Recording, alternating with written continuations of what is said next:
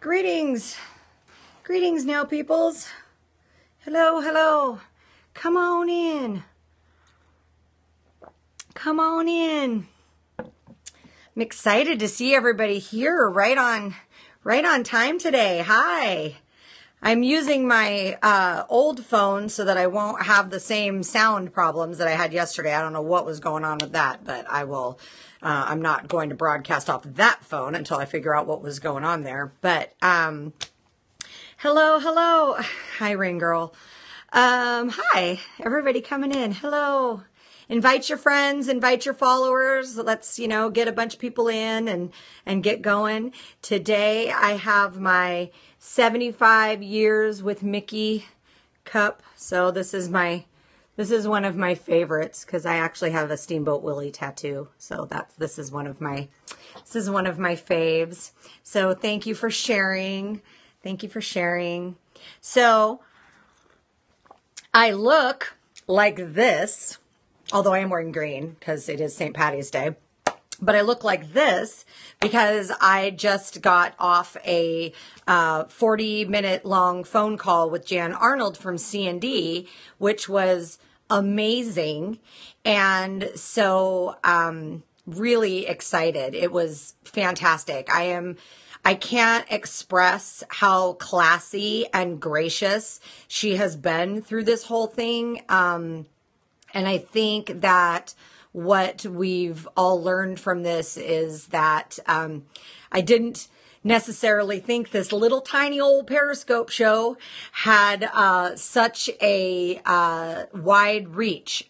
This whole thing was kind of like wildfire, and I never expected it really to be that way. And well, lesson learned that we, a lot of times, one of the things Jan and I talked about was that we as professionals have felt betrayed by product companies so often that it didn't surprise us anymore when it was possible that was the case. And since it was already out there in the digital world, we were very easy to be hurt and betrayed and sort of lash out about that. And so my conversation with Jan was to let me know what had actually happened. The failure, now that I know what happened from a business, like a marketing standpoint, and I know where the failure happened, the failure was fully internally on Preen.me. And not the bloggers, not C&D. This was supposed to be a executed campaign with a company, Preen.me, that does executed digital campaigns. And this was an epic fail on their part. And it's a bummer because I really do, I said it before and I say it again, I really do understand what C&D was trying to do with this. And so now we need to move on from it, and we need to go back to the business of our grassroots movement from the ground up, of elevating our industry to where we want it to be. And so had a super great conversation with Jan.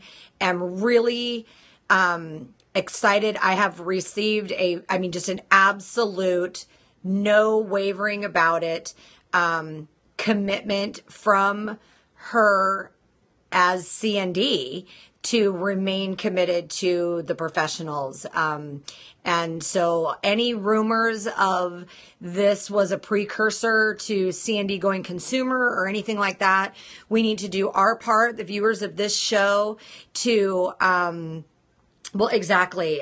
Says even C&D are learning, hopefully the first and last time they make such an epic marketing mistake. That's absolutely. I think that, again, I've said a few times that there's many cogs in the wheel when we deal with these things, and a cog broke. And so I now have her personal cell phone number. She let me know that if in the future there's any questions, to feel free to reach out to her because we have the same mission.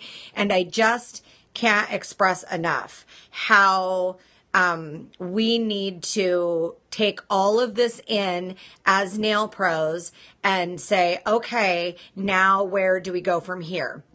And that's sort of what this show is all about today. Oh, thank you. I don't feel pretty today. This is no makeup, friends. This is hair up in a clip. Getting ready to do some guests later. So what I really want to make sure we talk about today is that what have I missed? I just got off a conversation with Jan Arnold, and I talked a little bit about that, so you can catch that on the replay when we're done, the little opening part.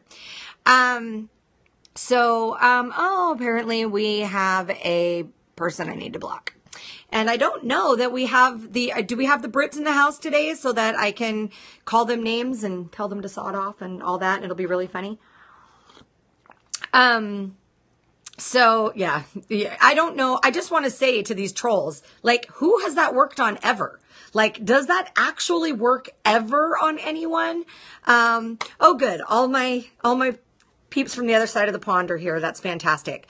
So yes, I have definitely received a recommitment from CND, not even a recommitment, expression of their continued commitment to the professional. And they have the same goals we all do, which is elevating the industry and all working together. So, it's my English roses. Ooh, we got an Irish Apache in here too, huh? Spotted dick in the oven. How am I feeling now about continuing to purchase C&D products?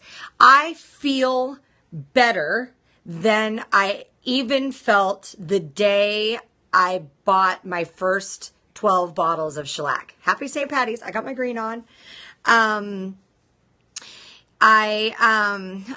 Do we have another one? Yeah, because I'm definitely not going to be getting my, more people blocked. Where do these trolls come from? I swear, the bigger the show gets, the more trolls we get. Oh, you guys kill me. I am sometimes slightly grateful that I am grateful sometimes that the replays of this go up on YouTube, and so nobody gets to see the trolls. But I feel fantastic about buying C&D products. Jan and I spent a little bit of time talking about the 5 years of R&D that went into forming shellac. And I actually knew most of that anyway. But then when you really factor in that every time, we as consumers need to remember that every time we spend $15.95 for that bottle of shellac, we're paying pennies back towards that years of research and development where there were no sales. So was she nice to me? She was beyond nice to me. She was incredibly nicer and more gracious than I would have expected her to be, considering I think we don't know, because we know, or we think we know how corporations work. I think we don't know that. So I apologized to Jan for the times that it felt like I was attacking her personally. But what she was able to express to me is that she is in fact C&D. That's why the C&D corporate offices are not in New York with Revlon. They're still in Southern California, was to make sure that the professional lines they're geographically even separated from Revlon. And I think that, and she has the commitment from the CEO of Revlon for C&D to continue to remain pro only. And so I think that it didn't matter that I wasn't saying Jan. It mattered that I was saying C&D, because in her heart, they're one and the same. And so given that she felt like there was an entire 30-minute show where she was being personally attacked, even when not by name, when the hashtag came out that we need to make sure just goes away now, that actually was very hurtful to her personally, because she's as personally invested in C&D as we are in our own nail businesses. And so in light of that feeling, the fact that we had a fantastic conversation, she was incredibly wonderful. I I couldn't be more proud to be a nail tech right now. And I couldn't be more proud to be a C&D Shellac Pro right now. So I definitely want us to continue taking this experience. And so now what we did was we ended what was supposed to be a huge digital campaign for our benefit, and we ended it because it wasn't executed right. And so now we are going to need, we talked about this yesterday, we're going to need to step in and fill that digital void. That's on us now as nail pros. So if you are a C&D Shellac Pro, if you are a C&D Master or Professional, we need to be making sure that we're doing the digital part of what we do, and we're sharing C&D's videos of new collections and new products. We're sharing them on our personal business pages, and we need to make sure that on all of our social media, we are hashtagging C&D and C&D Shellac and calling out colors by name and hashtags. And we need to make sure that we are filling that digital void. That hashtag pros support pros, that's more than just professionals supporting other nail professionals. That's professionals supporting nail professionals and the professional brands that support us back. And so we need to make sure that what we've started here is we need to keep that going. How about C&D pros doing the bloggers' nails? I think something like that would be fantastic. I think that the bloggers are a little angry with C&D and us right about now, whether or not it's justified. There's a post on my Facebook. I found the mean girls on the internet. They're on Instagram, which the thing that bloggers, if I'm talking to any bloggers, did Jan mention how the breakdown in communications happened? Yes, she did. And I don't want to really go into that because I don't know if that's my place. I can just tell you that you're just going to have to trust me when I tell you that, that the breakdown in communication was definitely not C&D's fault. It happened. It's on my Facebook, my personal Facebook wall. I had a screenshot up of my Instagram trolls yesterday. And the thing that bloggers, and I said this on my Facebook personal post, the thing that bloggers don't understand is they are working on their own nails and they're taking photos of their own nails and those kind of things. And that when somebody attacks their work, they're really attacking only them. In our case, they're real clients' nails that we're putting out on social media. A lot of times they're our friends on social media or they're tagged in the pictures. And when you comment on a real client's nails in a picture and you're calling out the client for not the design that they chose and insulting them, that unlike a blogger's nails, these are real people. And they will lash out themselves. So I've refused further instigating of the trolls on Instagram, but I have said a million times, I can't guarantee what my clients will and won't say. So, I just, it's a really, it's going to be interesting going forward. But that leads me to my conversation today that I want to make sure that we don't talk our way over. We have to hustle in a salon setting. It's not the same. And, I make sure I don't want to talk over what I really want to get to today, which is our part in the social media and the digital world. I saw a post today and I am going to talk about non-digital marketing things tomorrow. But today I want to talk about digital marketing things. So we don't all have time. We don't have full teams of digital marketing people, especially as the independent or pro or small salon. So I want to hear, I've used C&D my entire pro career and I'm glad to hear I can continue without worry. Absolutely. So what I want to make sure I get out today is things like this.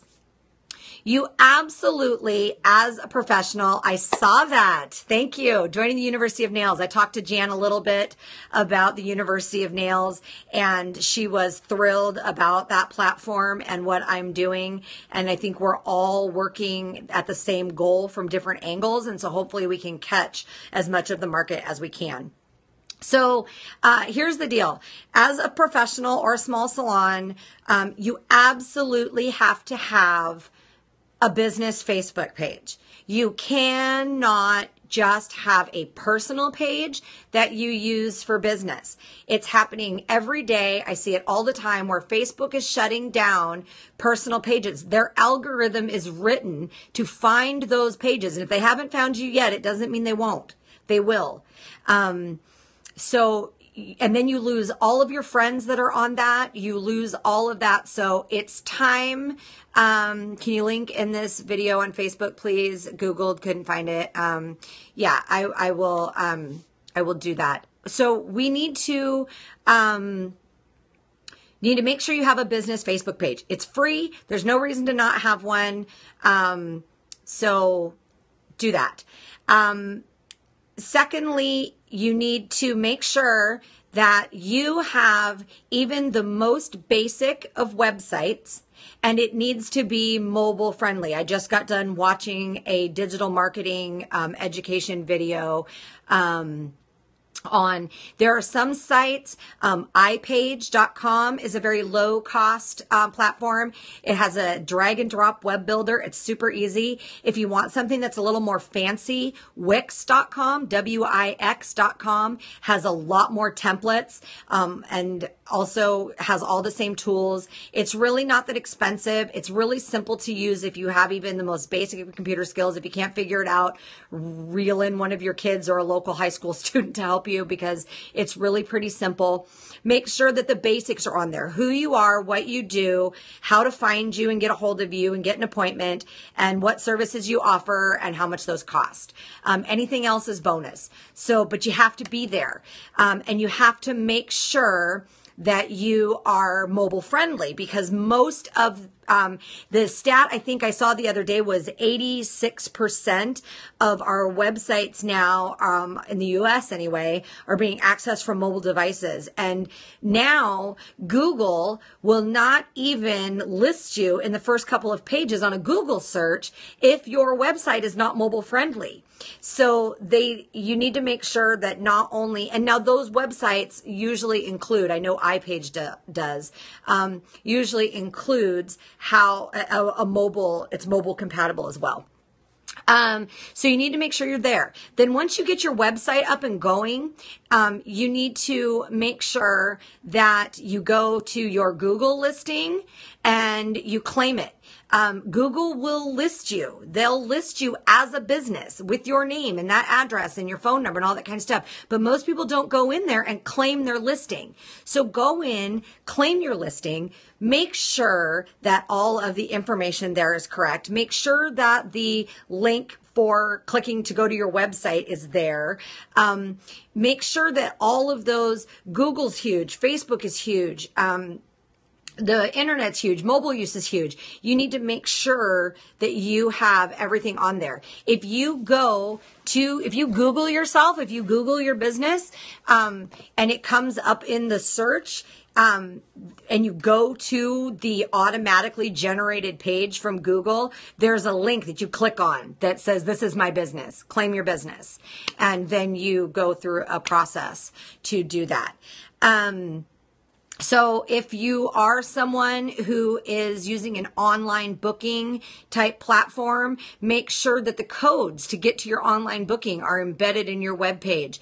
The online booking sites are really good tutorial wise of letting you know how to do that. And if you have any questions, you can call your website provider, you can ask me, you can ask around, and we can make sure that we get your online booking to do that. How do you get to come up in a Google search? Okay, so there's a whole bunch of things that have been done with Google search terms and AdWords. There's a lot about Google and search engine optimization that it's so much that I'm going to need to go put in a full video on University of Nails for search engine optimization. But the bottom line is, you know how when you go to a website and you see at the bottom of the page this just whole list of terms?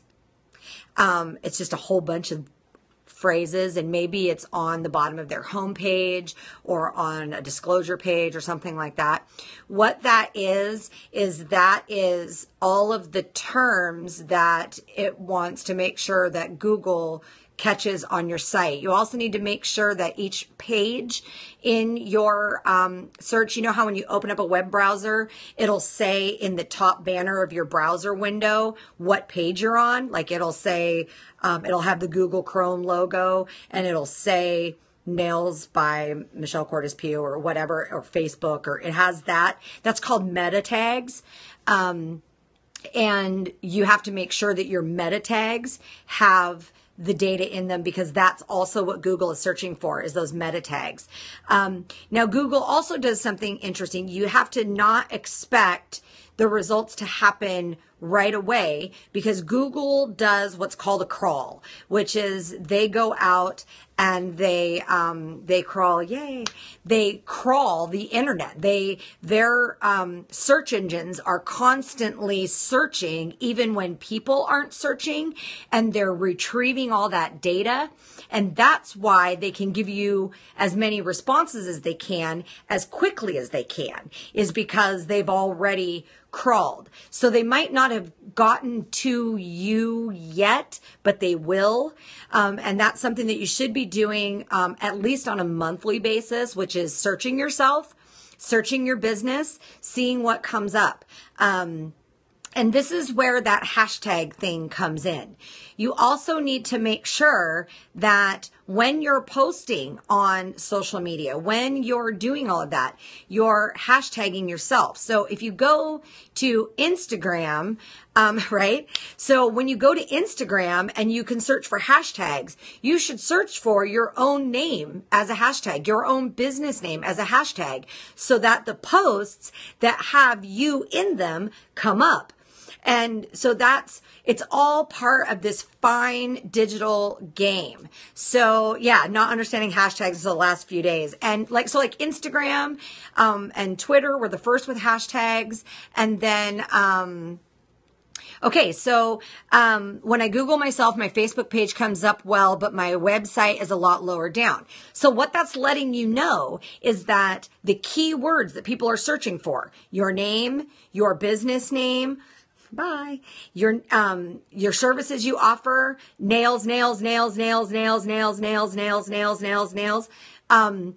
those are more prominent in your Facebook page than they are on your website. So now that you know that, you can go into your website and you can phrase things in such a manner that you up that word count of those key search terms, and that will drive you further up in the listing. So that's how a lot of all this works. And some of it's just practice, honestly. Some of it's just, you just have to get out there and start digging at it and work at it. And I know that we're all busy doing nails and with families and deciding what products to use and getting better at what we do and all those things. But we need to remember that you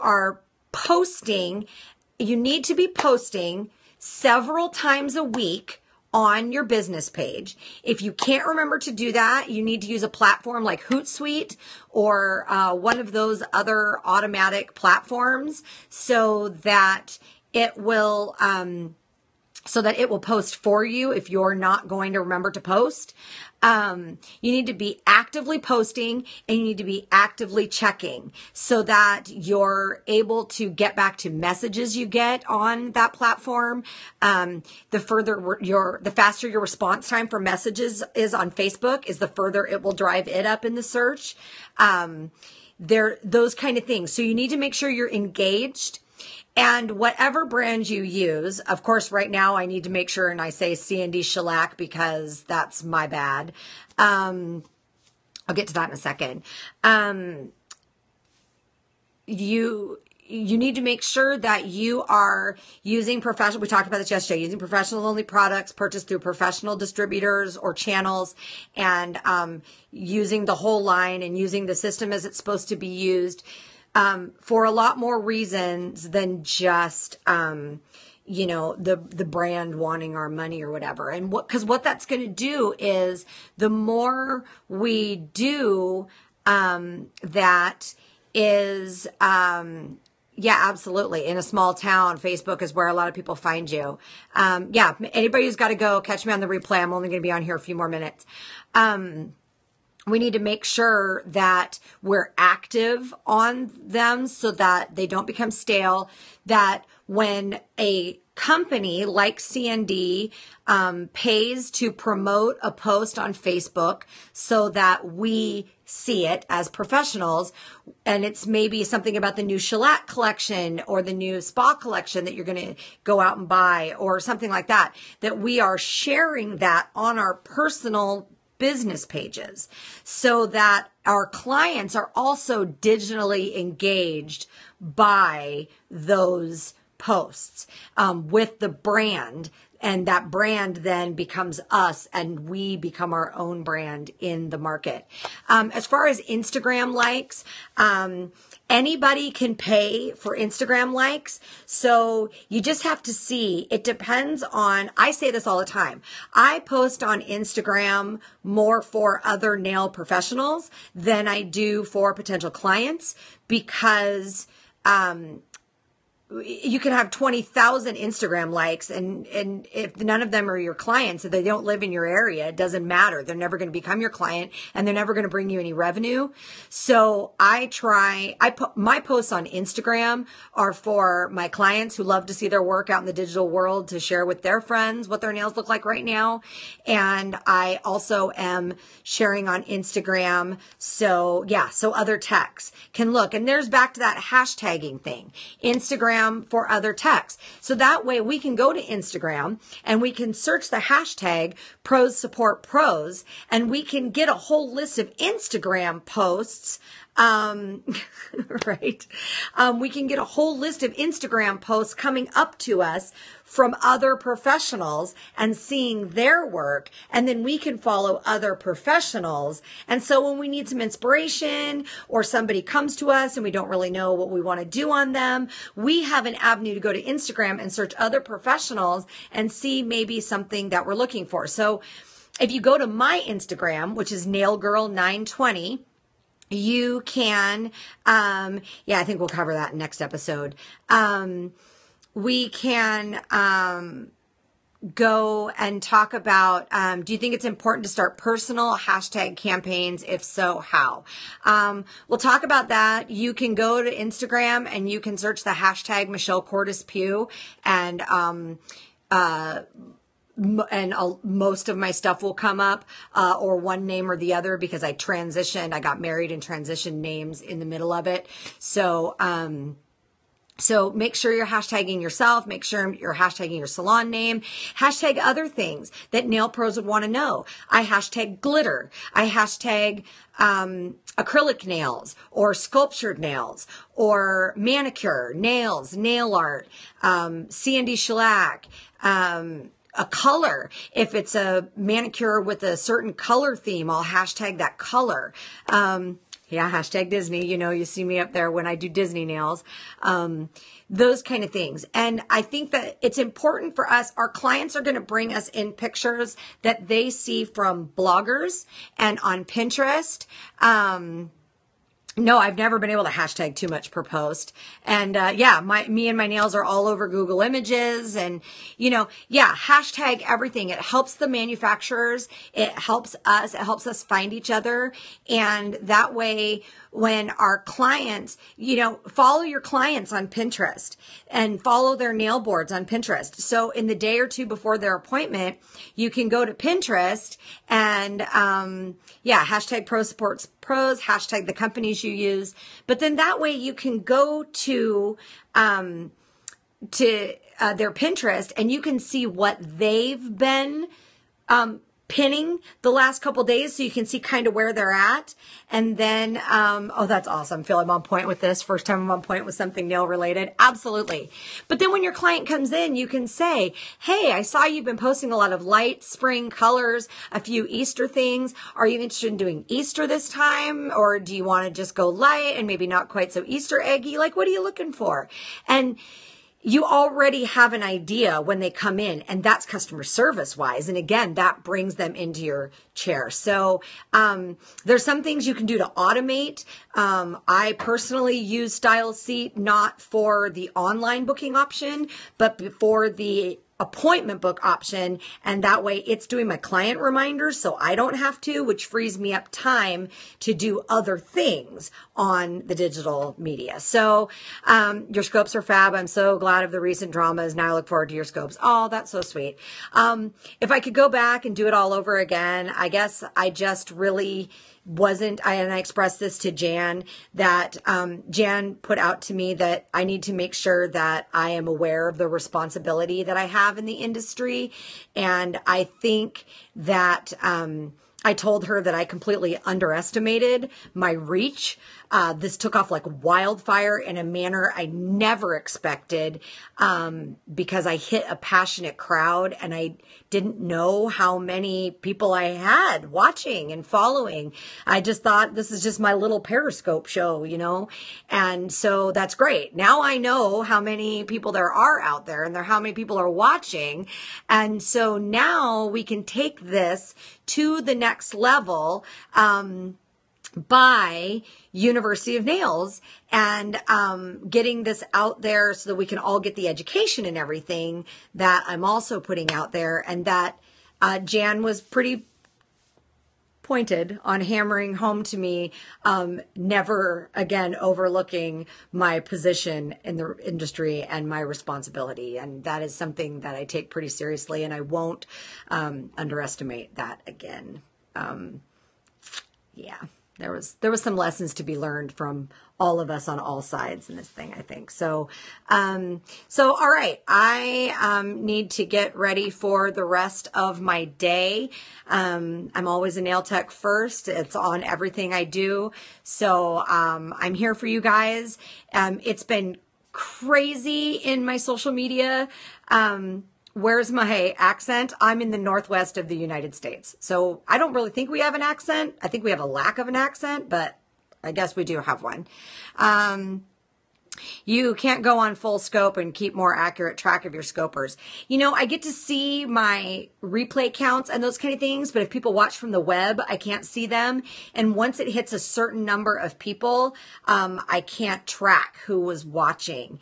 And then with the videos disappearing, kind of like the Snapchat of the video world, I can't keep track of a lot of that because then the videos disappear. So, which is why I put them up on YouTube. And I can track YouTube stats. The big viral video in question has had over 4,000 views. And that's the thing about the digital world. There's another reminder. We can't take that back.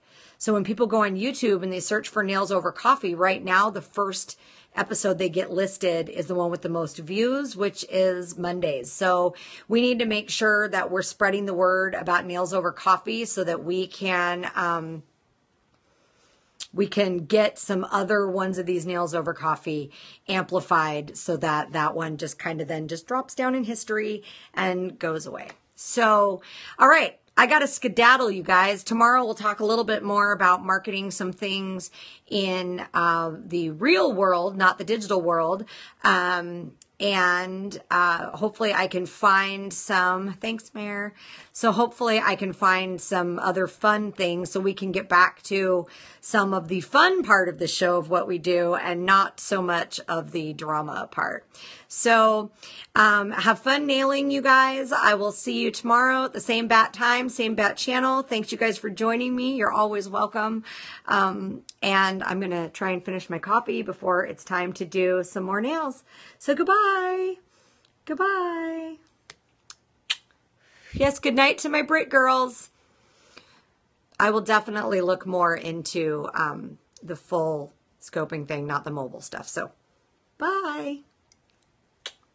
We're all always learning. Have a good rest of your day, you guys. Or go to bed for those of you who it's late. In the States, have a good rest of your evening. Ciao.